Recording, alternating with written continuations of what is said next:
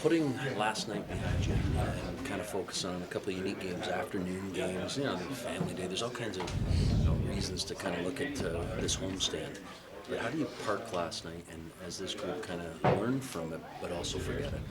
Yeah, I mean, obviously it's disappointing, and you get to sulk about it overnight. But you got to turn the page when you come back to the rink the next day. That's just kind of how it goes, and you know, we got an opportunity. We got to get one back, and that's our plan. What was your biggest takeaway from last night that maybe you can use going forward? Got to manage the puck. I mean, it doesn't matter who you're playing against if you're going to turn the puck over.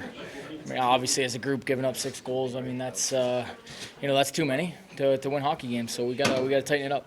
This is a little redundant, and I apologize for that because Leslie sort of asked. But is last night is it a game where you go over the X's and O's and find details, or are you guys able to say, all right, that was no good, let's just move on? Yeah, I really think that's what we do. I mean, obviously, you have some teaching points and some takeaways. You can watch some film and kind of understand what exactly went wrong, but those types of situations, I think it's just best to throw in the rearview mirror. And like I mentioned, it's it's a game.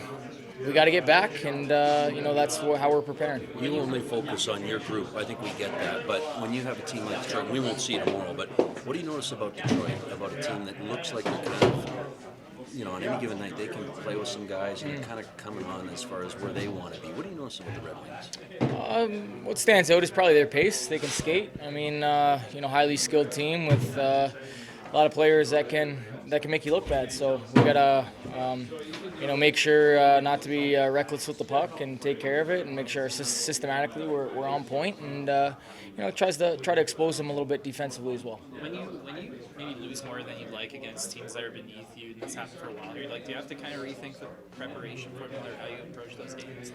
Yeah, I mean, for whatever reason, I'm not quite sure.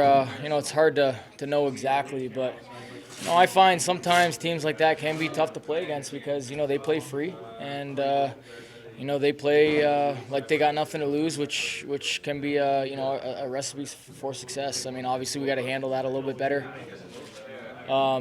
Didn't mind our first period. Second period kind of got away from us, and just weren't able to stop the bleeding. So if you're playing against a team that's playing free like a San Jose, is it better to rely on a structure, or is it better to go the opposite of that and play more free? Yeah.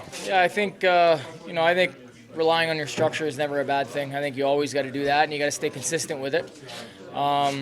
So a team like that, I think systematically you got to be able to shut it down and kind of wait for opportunities to bounce on them, because mistakes can be made. It's just who's going to make more of them.